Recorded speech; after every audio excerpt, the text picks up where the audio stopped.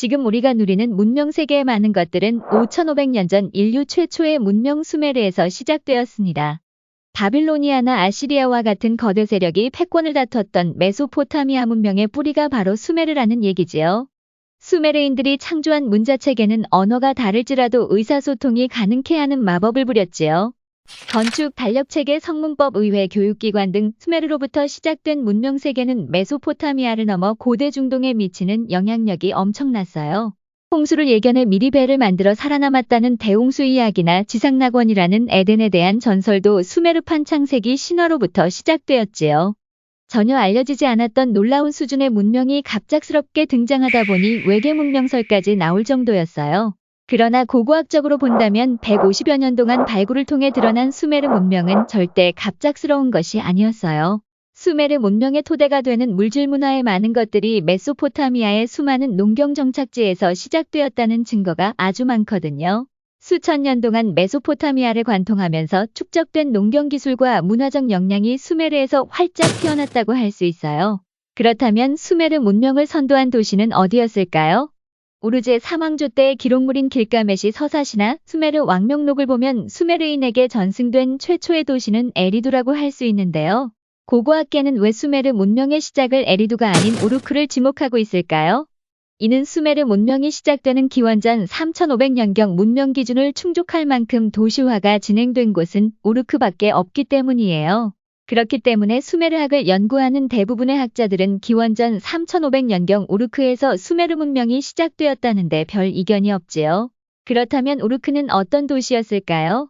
우르크는 수많은 직업군이 등장해 노동분업이 고도화되었으며 농경과 무역이 중심이 된 당대 최대 도시였지요. 우르크를 감싸고 흐르던 유프라테스 강과 연결된 고대 운하의 존재와 함께 농경지로 연결된 복잡한 수로와 저수지가 확인되었어요. 소를 이용해 쟁기로 땅을 갈아엎을 수 있는 농경 기술의 발달로 인구 부양에 성공한 도시가 우르크지요. 할라프에서 사마라 우바이드로 전승된 화려한 채색 토기는 손으로 하나하나 빚어 만들었기 때문에 생산성이 극히 낮았어요. 이 한계를 극복한 것도 우르크였어요. 돌림판에 바퀴를 달아 도자기를 빚는 물레가 개발되어 대량 생산 시스템을 갖추었기 때문이에요. 당나귀가 끌던 바퀴 달린 수레는 운송수단의 혁명적인 변화를 가져왔지요. 남아도는 잉여 생산물을 물물 교환을 통해 거래하는 시장과 무역 네트워크를 갖춘 우르크는 인구가 집중될 수밖에 없었어요. 우르크에서 만들어진 도자기 조각품 인장과 같은 물질 문화가 이집트에서 확인될 정도로 무역이 활발했어요.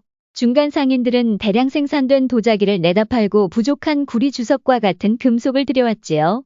고대로부터 메소포타미아, 이집트, 아나톨리아를 잇는 무역로가 존재했다는 고고학적 증거도 있어요. 돛을 단 범선에 상품을 가득 싣고 바닷길을 연 것도 우르크지요.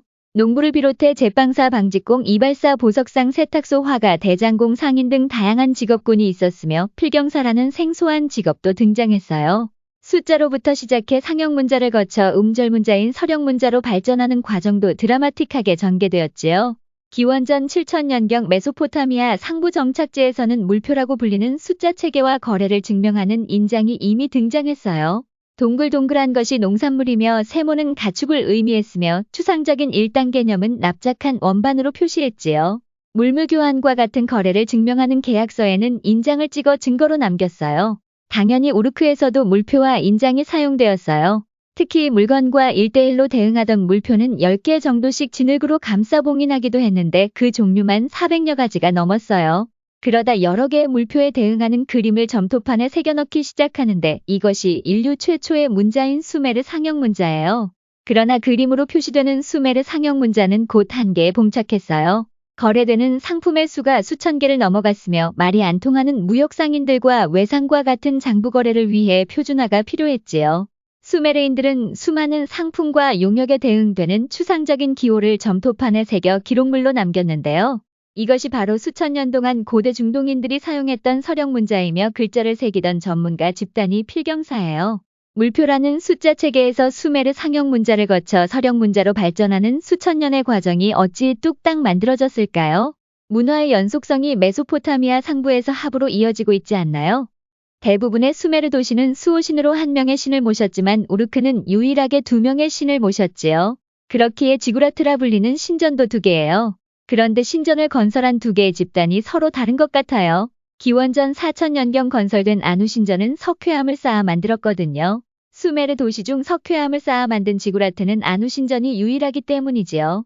그러나 기원전 3500년경 이난나 신전을 설립한 집단은 점토벽돌을 사용해 건축물을 지었어요. 두 개의 집단이 서로 싸웠다는 흔적은 없으며 규모로 본다면 이난나를 모시던 집단이 아누를 모시던 집단을 완전히 압도했던 것 같아요. 이난나 신전의 규모를 보면 사제단이 거주하던 신전과 통치 세력이 거주하던 궁전 그리고 행정 업무를 수행하던 대형 건축물이 여럿 확인되었거든요. 신권의 대리자인 통치 세력이 도시를 지배하는 구조로 신전은 종교적 기능뿐만 아니라 행정 업무를 수행하는 핵심 센터였다는 증거이지요. 현재까지 발굴된 대부분의 점토판이 신전에서 발견된 것도 이를 증명한다고 보여지는데요.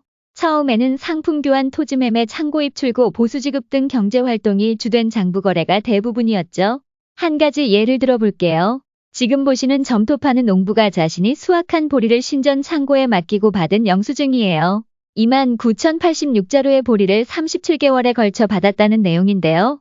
여기에는 창고 출납과 이를 장부에 기록하던 담당자인 쿠심이라는 이름이 새겨져 있어요. 인류 역사상 최초로 남겨진 금융거래 영수증이라 할 수 있지요. 그러다 세금 관련 문서와 통치 권력을 신격화해 이를 정당화시키려는 문서가 점점 늘어나는데요. 신전을 장악한 권력이 점점 세속적인 정치 세력으로 변해감을 알 수 있지요. 세금을 납부하는 시민의 존재야말로 도시를 지탱하는 버팀목이었기에 통치 세력은 이들을 보호해야만 했어요. 기원전 3100년경 우르크를 둘러싸고 건설된 9km의 성벽 구조물이 그 증거라 할 수 있어요. 우르크는 기원전 5000년경 조그마한 정착지로 시작했지만 1500년 동안 빌드업을 통해 복잡한 국가사회로 발전했다는 것이 학계의 통설이지요. 불과 500여 년 만에 인구 8만 명이 거주하는 700헥타르 면적의 당대 세계 제1의 도시로 성장했어요. 우르크의 성공을 벤치마킹한 다른 수메르 정착지들도 빠르게 도시화가 진행되었는데요. 출토 문헌을 종합해 볼 때 40여 개의 수메르 도시가 존재했으며 대표적으로 키시 오르라가시, 슈르팡, 니푸르, 라르사, 에리도, 기르수, 아답을 들 수 있지요. 특히 엘리를 수호신으로 삼은 수메르 도시 니푸르는 종교적으로 가장 중요한 도시였어요. 루갈 칭호를 받은 도시의 통치자들이 엘릴의 선택을 받기 위해 니푸르에서 봉헌의식을 거행했거든요.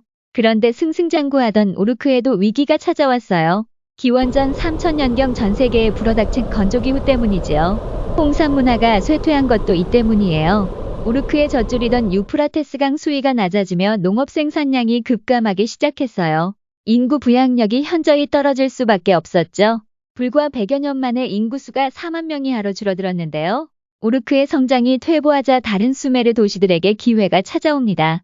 키시 오르라가시 움마와 같은 도시들이 빠르게 성장해 기원전 2900년경에는 우르크를 따라잡았어요. 너도 나도 도시를 방어하기 위해 성벽을 높이 올렸으며 군사력을 증강하기 시작하는데요.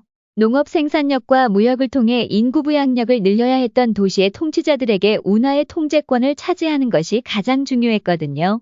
도시국가 간 경쟁체제가 갖춰진 것이며 이때부터 수메르 문명은 전성기를 맞이하게 됩니다. 고도로 발달한 수메르 도시들의 풍요로움을 노리는 여러 이민족들의 이합집산이 일어나는데요. 아카드인, 엘라민, 구트인, 아모르인, 아슈르인이 바로 수메르 도시들을 노리는 이방인들이에요. 수메르 도시들은 이들과의 경쟁에서 살아남아야 했지요. 다음 시간에 도시국가를 넘어 영역국가로 확장해가는 수메르 왕국의 전성기와 몰락 과정을 이야기해 보겠습니다. 끝까지 시청해 주셔서 감사합니다.